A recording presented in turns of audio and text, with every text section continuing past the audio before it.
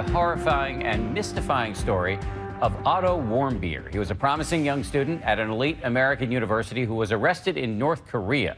The regime there held Warmbier for more than a year, only to release him nearly a week ago in a coma. And then today, a tragic ending to this story with so many questions unanswered. This is the action that may have cost this college junior his life. Then 21-year-old Otto Warmbeer attempting to steal a propaganda poster from a hotel in North Korea. Please save my life. Please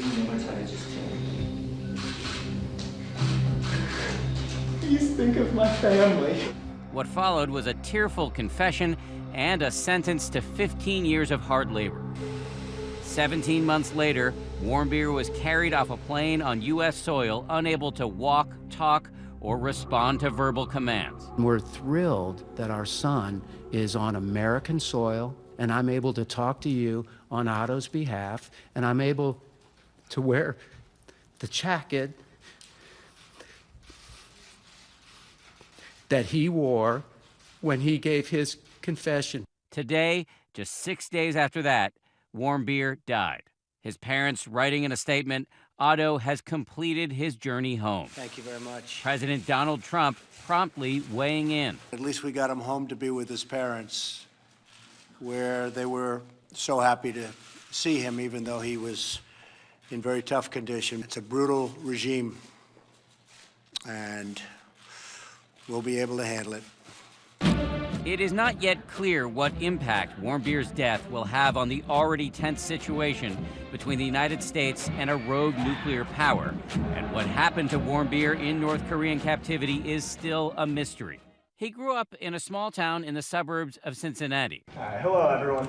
Otto Warmbier was known to be a high achiever, the salutatorian at his high school graduation. He enrolled at the University of Virginia, but in December of 2015, he made a decision that would radically alter his life. Warmbier went to North Korea on a 5-day visit with a tour group called Young Pioneers Tours. They're based out of China. Their sales pitch, offering package tours to, quote, destinations your mother would rather you stayed away from. In an email exchange today with ABC News, the director of the Young Pioneers told us, I cannot say I personally knew Otto well. All I can say is that I do know that he was well liked by all who traveled with him. It was in the early hours of New Year's Day that Warmbier, while staying at a hotel arranged by the Young Pioneers, made that fateful decision to steal that propaganda poster. He was arrested at the airport just as he was leaving on January 2nd, North Korean state media claiming he was working to defame the country as a pawn of the U.S. government. Despite his pleas for mercy, he was sent to a North Korean prison. It would be the last time his family would ever hear his voice. Please save my life.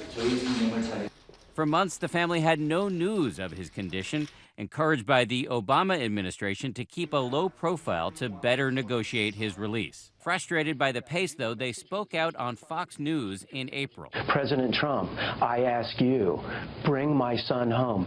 President Trump was briefed on Warmbier's case in February, directing Secretary of State Rex Tillerson to secure the release of every American hostage in North Korea. In May, secret talks took place in Oslo, Norway, eventually leading to a meeting in New York City. That is when the State Department learned that Warmbier had been in a coma for more than a year. Former New Mexico Governor Bill Richardson has been working with the Warmbier family to secure their son's release. They're in very dire conditions at these prisons.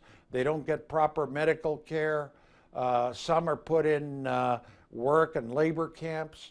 This is a very cruel regime. On June 12th, an American delegation arrived in North Korea to visit Warmbier, demanding his release on humanitarian grounds. On June 13th, at approximately 10 p.m., Warmbier was medevaced back to the United States, and when he touched down, he was rushed to the University of Cincinnati Neuroscience Intensive Care Unit.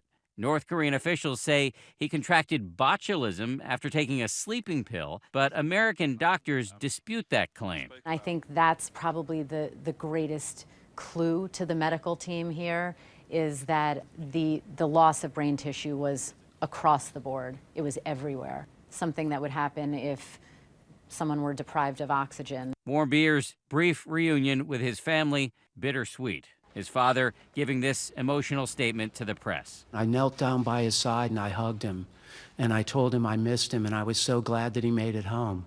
Tonight, the family condemning North Korea's actions.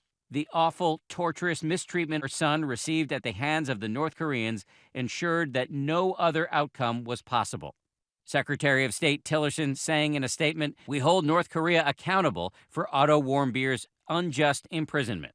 Tillerson also demanding the release of other American hostages who remain in the country.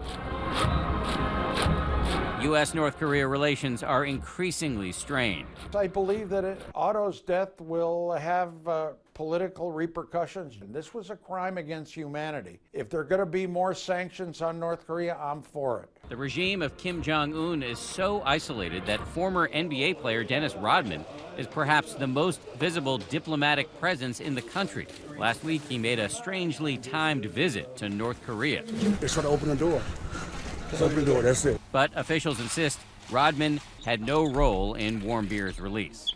In the case of journalists Laura Ling and Yuna Lee, it took a former president to secure freedom. In 2009, Ling and Lee were accused of crossing over the North Korean border while filming a story. My sister Laura and Yuna Lee. Laura's sister, the reporter Lisa Ling, led a very public campaign for their freedom. They were only granted amnesty after the former President Bill Clinton visited the capital city of Pyongyang. The nightmare of our lives was finally coming to an end.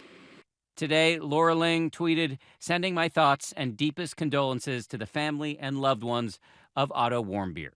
Tonight, Warmbier's tour group, the Young Pioneers, tells ABC News they will no longer organize tours for Americans to visit North Korea. His parents writing that when he arrived, he looked very uncomfortable, almost anguished. Within a day, the countenance of his face changed. He was at peace. He was home, and we believe he could sense that. One more time. The last video his family has of Warmbier as a free man shows their bright, adventurous son playing with children in North Korea days before he was arrested.